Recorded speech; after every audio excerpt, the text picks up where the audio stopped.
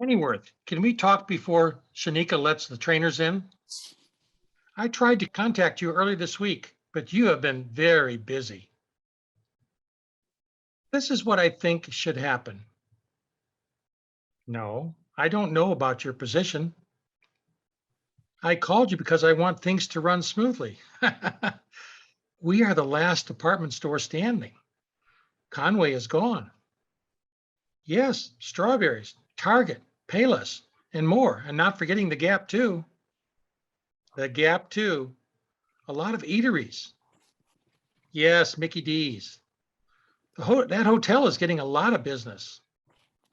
New Yorker.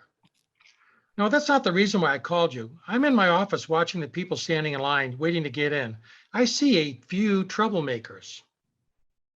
I don't want to be revealed as an undercover store detective. I want to sit in and surveil the trainees. They could be spies. How do I know that? It's my job. Yes, our store, the best store in Midtown Manhattan. I have a suspicion that our competitors are having their employees act like job seekers to get intel on us.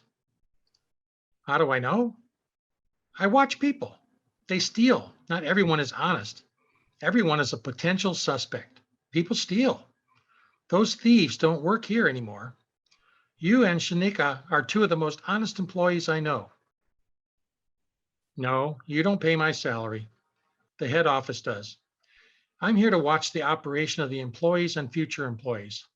I'm asking you to keep in mind that not everyone is your friend, and you don't have to be friends with every employee.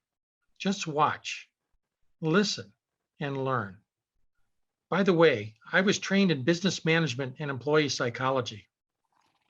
I watch you watching employees, and you're doing a great job, but you can't be too nice. When you are too nice, employees see you on their level, but you are not. You are the employer. They work for you. You don't work for them. Talk to Shanika. I want you to tell her that she can't keep pushing people's buttons. I know she's testing the trainees, giving them a hidden psych test, but I tell you one thing, she has to calm herself down. Did you ask me what I think about you? To be honest, what I said before, you can be too nice. No, that's not the way you are. I saw you actually took stolen items off thieves. I had to keep my finger on the trigger. No, that's nice to say. Another thing, dogs are not allowed in the store. I don't care if they are service dogs. In the past, owners had shown fake documents like the COVID-19 vaccination cards, the wrong dates, spelling mistakes, and typos. I want to seize those fake cards. They are damaging America and the world. I know you say don't treat them like criminals. I say do what the banks do. When they spot fake bills or credit cards, they immediately confiscate them. Wham, bang, and no thank you. If cards and documents will be on a chip, and so will the ID. No, the chip will be implanted in the body. Everyone will have to wear a chip or move in an isolated place. There'll be robots to check the authenticity of the chip. In the meantime, bank tellers quickly confiscate fake cards and bills. Our pep talk is over. I'll see you there. I'm walking in with the group. Let's start setting up. This is what I want from you. Here's a list of things needed. Read it before we let them in. I wish you had them available yesterday. You do realize I am the trainer? Why are you asking me that? And we have people waiting out in the corridor to be admitted. At this inopportune time, go ahead and speak. Thank you. And I'm asking why, because it is to set boundaries and adhere to the policies. You were hired to assist me. I was not hired to assist you. If I have to assist you, then I'm better off assisting myself and being paid double. Shanika, remember, my job is my job and yours is yours. Pennyworth, peace. I love you like one of my relatives. I understand your concerns. You don't want to look bad because you are under a microscope. Semi-retired. I don't want to go there. I know what you're getting to. It's like a manager proofreading the proofreader's work. You don't have to tell me twice. I got it. I wasn't born yesterday. I will assist the trainees and testee. I will test them. And may the best trainees stand. We're good. We are good and ready for these trainees and testee. You two pumped up for these new trainees? I'll open them in. Leave out the back and walk in with the trainees. We have the door open now. Okay, No, you can't sit there. Why? It's a chair and it's made to sit. Tanika, please take care of that. You got it. Hey, you two, stop acting like children. Trainee, sit. And you, testee, over there. Thank you, ma'am. Don't call her ma'am. Modern day women prefer to be addressed as Mrs., Mrs., or Madam. Don't speak for me, trainee. I'm a trainer. I'm an assistant trainer. My name is Shanika Williams, not ma'am. Come over here, Ms. Williams. Sir, go there and sit in the area with the sign that states testing area. Thank you, ma'am. Oh, Ms. Shanika Williams. What is it, Hennyworth? Do you need my assistance? No, thank you. I got it. Start your training in 5 minutes. Why are they standing at the door? Can you assist me? I will be right back. I have to check the door. They should know better not to open the door. So I have to be a security guard and a trainer? Assistant trainer? Whatever. Excuse me, gentlemen and lady. Door is locked for the specific purpose of preventing walk-ins. Please do not unlock that door. Our friend will be here in a few minutes. His name is Bradley Cantstone. And if your friend doesn't arrive on time, another appointment has to be made. It's not my policy. It's a human resources policy. Don't point to the clock. I'm not interested in looking at it. The class starts in less than 5 minutes. Gentlemen and lady, if you have a problem with me giving you instructions, go to human resources. If you leave, you will not be able to re-enter. And you will have to be replying for the position again. And your name will be placed in order. There are so many people looking for a job.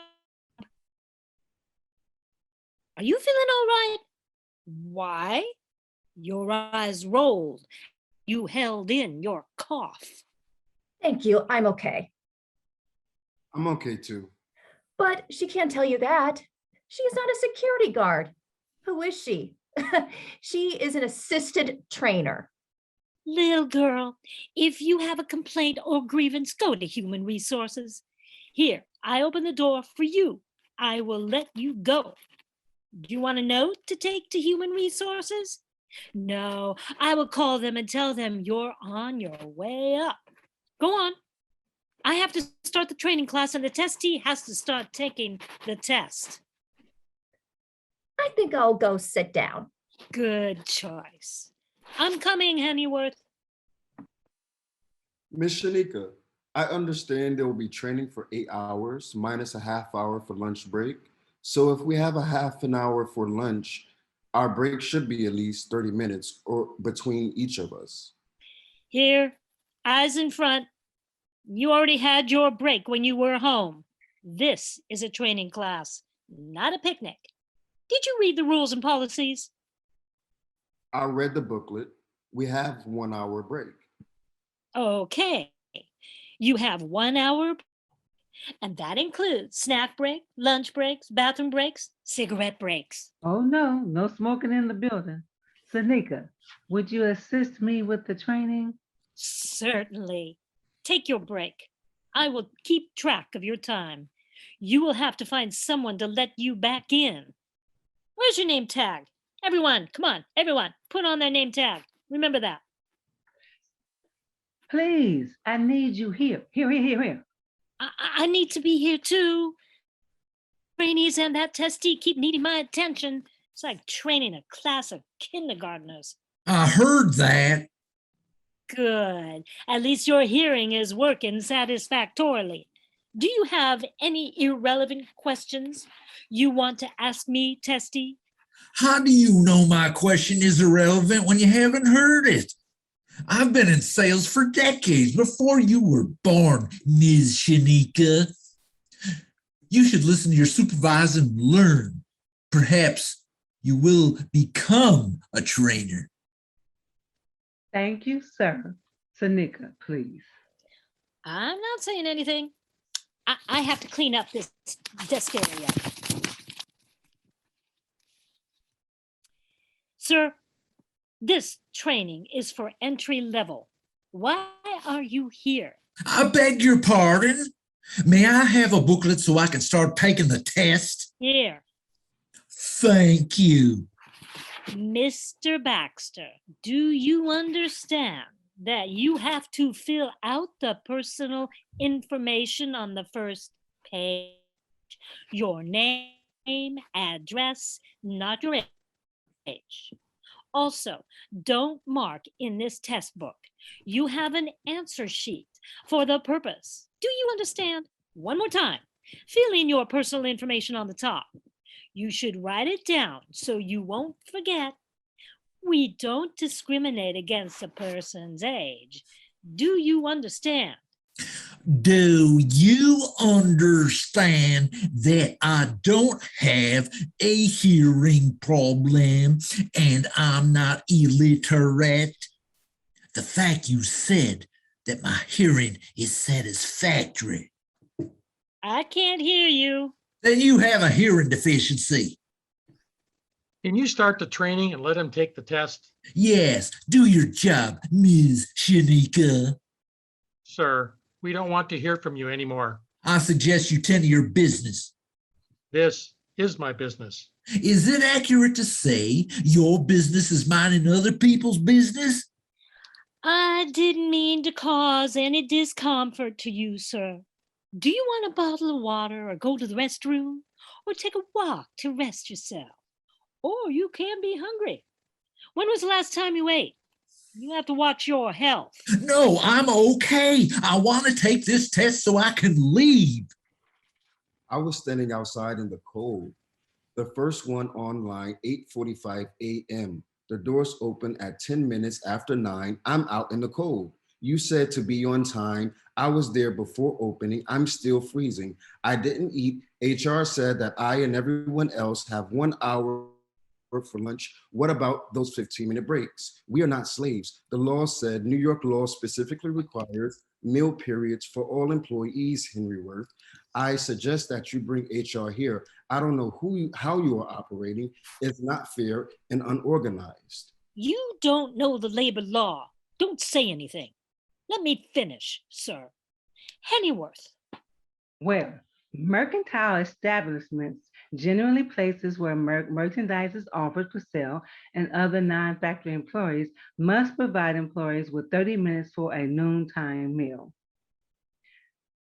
I suggest you go. If employed to a factory or other manufacturing setting, the meal period must be 60 minutes long. If employed by a mercantile establishment or other non-factory employee, the meal period must be 45 minutes long. Now, sir, is this a factory or a department store? So you should talk what you actually know, not what you think you might know. I'm going to human resources. No one will stop you. No one should. I know my rights.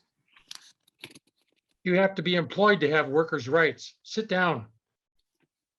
No, sir. Stay sitting. I will return. Press 5 for English. All representatives are helping callers. You can either leave a message or wait online for a representative. Your estimated wait time will be 45 minutes to 60 minutes. Instead of waiting, you can choose option 2 to have one of our representatives call you on or before your waiting time. Do you need more time to make your decision?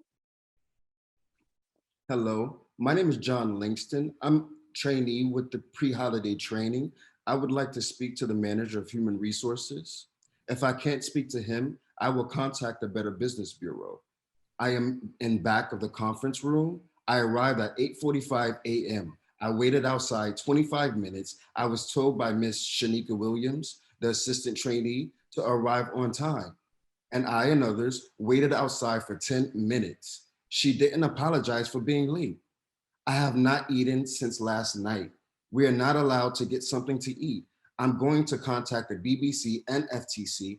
I know now the reason you are constantly recruiting salespeople. Excuse me, hello. Please don't hang up. Hello, who's speaking? Human Resource Manager, can I help you? Yes, Miss Stanford. I would like to make a complaint about the unfair treatment in the training room. Is the training room temperature too low or high? No, your employees' temper. I don't understand, John. It's their attitude. Hold on. Can you come up to Human Resources? We have vending machines, food, and drinks. I would be locked out. Hold on. He will never become a good salesperson. No patience. You got salty with him. Pound it.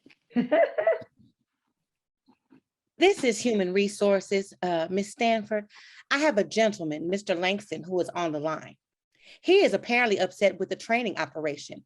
He said that he waited outside in the cold for 25 minutes. He said he was given instructions to be on time. So he decided to arrive 15 minutes earlier. Is our store at fault because he showed up 15 minutes early before we officially opened the store? We were actually 10 minutes late. I waited for 2.5 hours for my trainer and I didn't complain. What is his problem? Well, it is what it is. Miss Hennyworth, I understand you have a tremendous amount of responsibilities.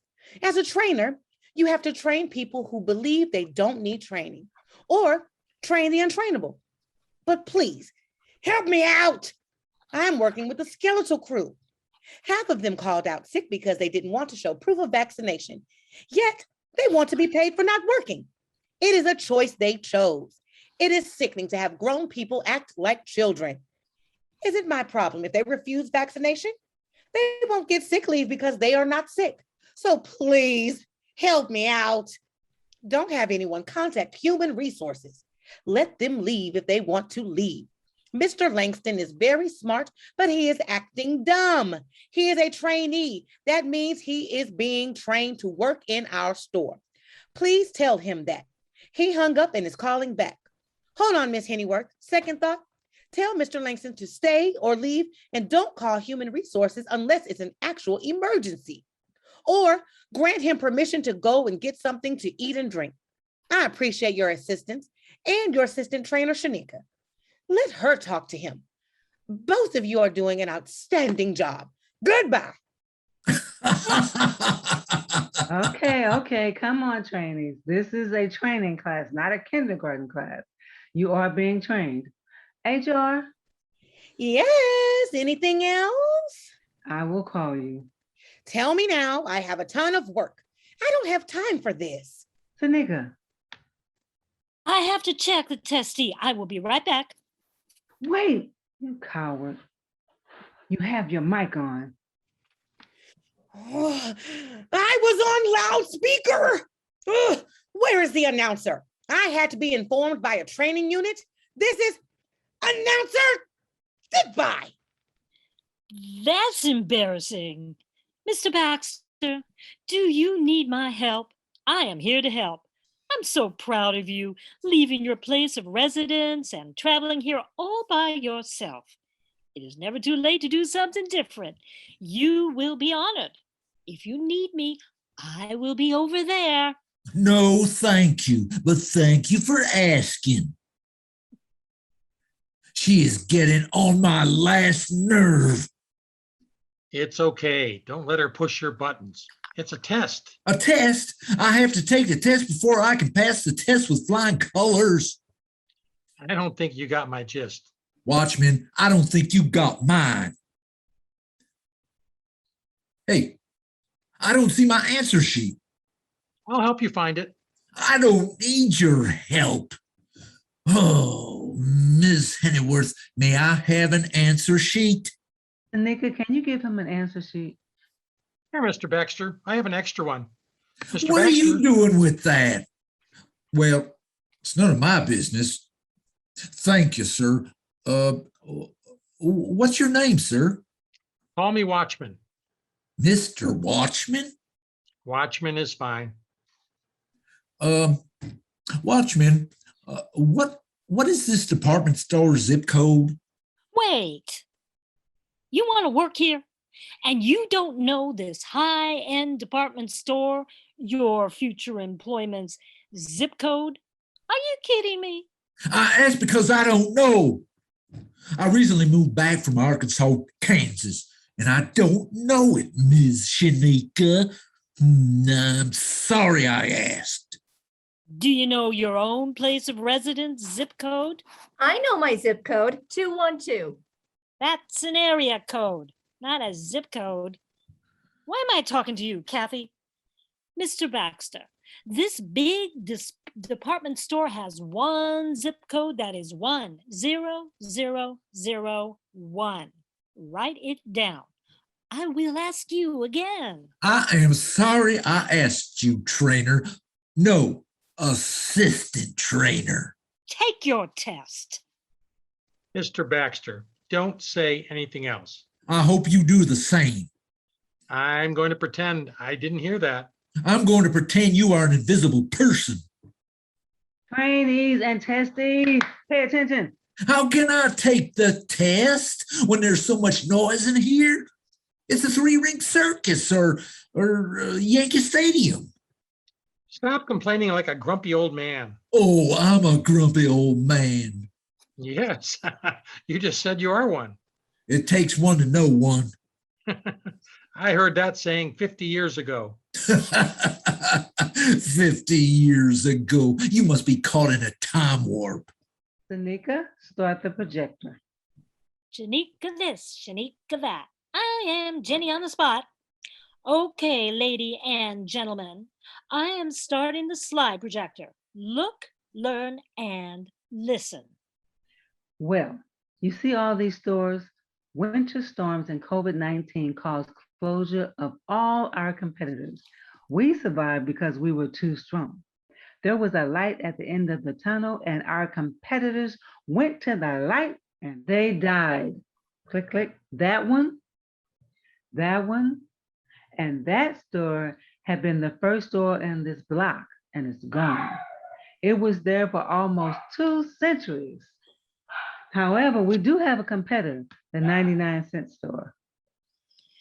It was a dollar store, but now it is called the bargain store. The biggest problem with that store now is theft and debt and death. They killed our competition. People steal, kill cheap prices, and the stores go into debt because they have to replenish the stolen stock. They keep stocking up and they keep stealing, and the owners die from stress. Zero economics. Tanika, tell them how you caught the thieves. I know how she did. She probably followed them around the store and left them something on the counter to set them up. You have issues, dearie. And I'm not going to argue with you, but you think you know me, and you think you are right, Miss Hennyworth. That was so informative to say, John. Well, you know the customer is always right. Oh, please. That is old and outdated. If a customer wants to buy something that doesn't fit her or him, will you let them buy it? We will talk about it, Kathy. You don't need to. A good salesperson must know the merchandise and know the customer's side. That's great to be confident, but you must be knowledgeable and not think like a customer. You must think like a salesperson. Your job is the sales. If the person wants to purchase something that doesn't fit, sell a signature one. And she definitely makes it fit for her or his money. That's our policy. Tanika, tell them how you caught a couple with their child in the baby carriage. Ooh, they rolled in with a baby carriage. I met them at the door. It was a cute little child. She was small and tiny. The parents took a long shopping trip for a small item like a child's rattle. When they were leaving, I stopped them and to say goodbye to the parents and their cute little daughter. I looked at the carriage. The child was quiet. That small baby had put on some pounds. I didn't let them leave. They stole diapers, blankets, socks, bathroom items, clothes and hats, and baby's signature sneakers and baby food. Everything except pots and pans. And they stole baby bottles. They packed the items in the poor little baby carriage. Dangerous. I know she had them arrested. The parents were poor. No, I took the items and warned them not to ever come back to the store again. That was petty larceny or petty theft, which is a term used to describe thefts where the value of the property taken is low. Sanika, now tell them how you caught that man, Mr. Magic. No, not magic. No, my favorite. Don't go there. I don't want to hear it. Brad, Watchman, let Miss Sanika finish so you can learn about our department store. So you can become a good salesperson and detective. Sure, Hennyworth. Go, Shanika. Well, I worked in the sports and outing department with Hennyworth. A skinny man came in. I don't look at men, but this man had an extremely flat front. He could have been a ballerina. I don't look at men. He asked me where the sports and outdoors equipment was. I said I could show him. He said no, he found them himself, and he thanked me. The store got really busy. I had to man the floor, ring up the merchandise, accept payment cash, credit, and so on, everything. I was at a meeting, a manager meeting. Yeah, right. When the man was walking towards the door, I noticed he had gained length in the front of his pants. It was protruding. His pants looked like they had Pinocchio's nose in it. I told him that he better go back there and take them out of his pants. If he didn't, I would call the police and he would get arrested. He started threatening me and the store, and so on and on and on. He was embarrassed and felt ashamed. Oh, am I right, Sanika? Yeah, halfway. The thief was embarrassed. He tried to steal an extremely expensive telescope and a tripod tucked in his pants back. Remember that? And he was busted. I don't look at the man's front. He places things in the back and walks out of the store with his head held high. And sure, you don't look at the men's front. Stop it. I caught a woman. She came into our department with a baby bump. When she tried to leave looking like she was about to go into labor, her baby grew tremendously. She walked in the store with a baby bump and tried to walk out looking 10 months pregnant. I asked her what was going on, and she started calling me a barrage of names, including a racist. I didn't know what was going on with her. All I knew is that I wanted to get those stolen items back. Yeah, I stayed out of that, but I locked the doors. That woman went bonkers. I didn't care what she was calling me. I had to get those items back. That's why I let Hennyworth solve that issue. White rage. No, I don't think so. She was lonely, craving for attention. Be quiet, gentlemen and ladies. That woman ripped off her clothes and I stood there and watched her. She was standing there left with undergarments on only. Then she grabbed me. She was high on drugs or alcohol or something. She picked me up with one hand and with the other hand twirled my body around as if I was a baton. My head was perpendicular to the floor. She was about to give me a power driver by slamming my head into the floor. I couldn't even move. She had such a powerful grip on me. Whoa, Shanika dove over, and at that very moment, that blind gorilla slammed my head into Shanika's body. Woo! And all I remember was feeling a bump, knocking Hennyworth off me and going into a defense mode. I jumped on her, and the blonde gorilla grabbed me and threw me across like a rag doll. Then that gorilla went ape and drove through the glass doors. That woman was off the insanity chart. That blonde gorilla stole athletic clothes and Jordan Snickers. She was a bodybuilder and a wrestler. She had muscles all over her body and even in her face, neck, and head. It took 8 employees to hold her down. She was flinging people all over the store. She stopped when someone pulled out a firearm and pointed it at her. Her craziness went down. She was taken to Bellevue Hospital psych ward. I like this store. She'll be discharged soon. Watchman, you're a watchman, all right. Firearm. Uh-huh. I observed you watching the trainees. You kept removing your hat as if you were sending signals. You also kept moving your glasses. You took notes and photos of the trainees. I am photogenic, but I'm not quite sure you're training for this job. You could be a spy for other stores. I used to work in retail when I was younger. I can't even. To be honest, I think you are a troll because your behavior is zero chill. I think you are a troll or a Tagalog. You are certainly not a trainee. That's my opinion. Watchman, in addition, if you have taken my picture and you pasted it up on the net, accept a lawsuit. I knew something was up with you because you tried to devour your scoping on me by irking that kind gentleman. I read you like a book front and back. I didn't skip any paragraphs.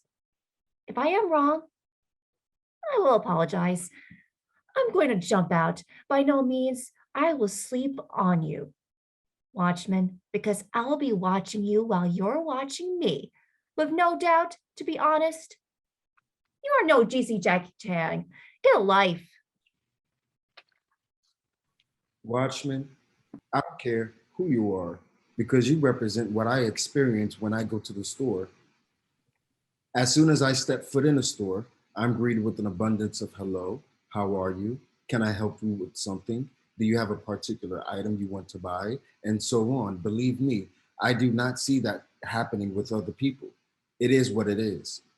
When a store employee overgreets a person, he or she is putting that person on the spot. Your eyes follow me and hang on me and my every word. I will take you around the store until you get tired because you were actually saying in the greetings, I got my eyes on you. So when you are constantly scoping me, you are telling me I'm checking you out, Watchman. It's not a privilege, Watchman. You have no good intentions. Let me tell you this, one of these days, you will be watching the wrong person and you will be getting X'd out. Now, peace out. Thank you for the attention.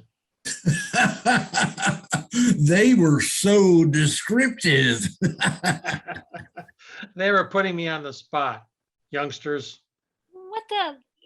Your training has been completed. Tanika, that was my line. Sorry. All of you passed the training. I want to see you at 9 a.m. Monday morning. Wait, I didn't take the test. You passed with flying colors. I did? I did. You don't have to tell twice. I will see you on Monday. Shanika, it will be a pleasure working here. Later.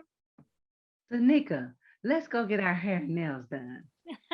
Girl, you don't have to ask me twice. Great, Tanika, I will meet you there. I'm closing up. Goodbye, gentlemen. I'm closing up now. Baxter, let me treat you to some coffee and a donut. An officer's breakfast. By the way, do you know Ms. White Gorilla's release information? I'm also a social worker. Sure you are. I think you're infatuated with the blonde gorilla. Well, I like challenges in my social work. I see this blonde gorilla woman needed friendship. Here, this woman appears to be pregnant. She rips off her clothes, standing half nude in a tiny fitting sports bra and the finest shorts of panties.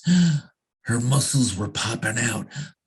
I wonder how much she trained. I wonder how she became that physical goddess. Where she was forced to train to look that way. Oh, she had very long blonde hair. I imagine her hair reminded me of Lady Godiva riding in on a pure white horse, her long blonde hair glistening in the sun as she approaches me and comes closer and closer to me. Oh, I can smell the rose-scented perfume she is wearing as her hair brushes against me as she passes by. She probably has the best physical fit parents, good genes. I can tell that her parents raised her well because she has a grace and presence about her that only the best upbringing can produce. And I so admire a lady like that who takes good physical and nutritional care of herself to be the best version of herself that she can be. I have to help her. What hospital? I have to do my social worker duty. By no means my intention is not good. I meant to say, by no means my intentions are bad. I have the most honorable of intentions to treat her with the utmost respect and devotion. I'm going to be the best social worker here in New York and at my place that I grew up in Arkansas, Kansas. And who knows, maybe my good works will become so well known that I can help people all over the world with my social work. That's my way of contributing to the good of mankind. Hello. I'm Bradley Cranstone. I'm sorry I'm late. Did my friend tell you that I was going to be a little late? Yes, he did, but the fact still remains that you were late. Watchman, where is he? Well, anyway, nevertheless, no, you can't come in. Please, Miss Hennyworth, I had an emergency. Thank you. I was on my way here on time. I exited the train car and hurried to get here. I saw passengers bumping into an elderly woman. She was dazed because she didn't know that people were knocking and shoving her out of their way. She kept walking back and forth on the platform from one end to the other. I had to help her. It was my obligation to help that elderly woman. It broke my heart to see her walking with an old, broken up cane. She had a tattered backpack that needed washing or replacement. I ran to her and offered my assistance. At first, she resisted my assistance by trying to walk around me. I blocked her. I told her I can get off the platform because it's dangerous. I begged her to let me help her. She said with tears in her eyes and sadness in her voice that she was trying to get back home. She said she couldn't remember why she was down in the train station and couldn't find the right exit. Now, in my mind, I saw my aunt or grandmother in her. Then I saw myself, older and suffering from old age. I started crying softly. She wiped my tears and said, I can help you get out of the train station. I found out she didn't live too far from 34th Street. In fact, she lived in a senior complex. I dropped her home and told her not to go back out without assistance. A neighbor of hers came out of her apartment and told me that she'll take care of her friend. They both thanked me. After I left them, I felt sorry for her, but I hoped that I would never get in that situation. Miss Hennyworth, what would you have done? Well, I would have done the same thing. There is a reason behind a sale and a sale behind a reason. And you, Mr. Bradley, have sold me. Have a seat. Thank you, Miss Pennyworth. I appreciate your understanding. No problem. You'll start bright and early on Monday morning. Why? I think you know why. Because the class is over and I have to come back to take the training. No? Because I'm a good salesperson? Yes, I broke the glass ceiling. Yes. And I want you here bright and early, Mr. Bradley Canstone. Definitely. Remember, bright and early, 9 o'clock sharp. I have a good feeling about you. Don't disappoint me. Hello, me. Today was a good day. It was a better than other days. I have new recruits.